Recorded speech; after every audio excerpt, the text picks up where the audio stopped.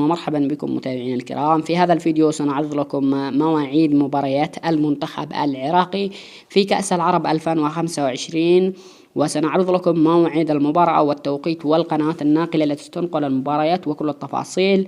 قبل أن نبدأ ادعمنا بإعجاب واشتراك بالقناة وتفعيل الجرس كي يصلك كل ما يخص المنتخب العراقي أولا بأول. اكتب لنا توقعاتك لنتائج المباريات في الأسفل بالتعليقات، ولا تنسى الصلاة والسلام على محمد صلى الله عليه وسلم.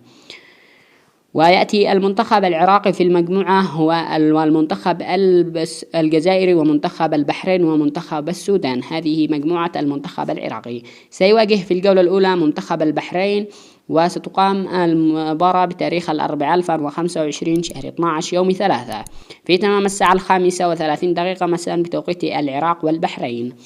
وستكون المبارآت منقولة عبر القنوات البي إن سبورت وقنوات الكأس وقنوات أبو ظبي الرياضية وقنوات الكويت الرياضية.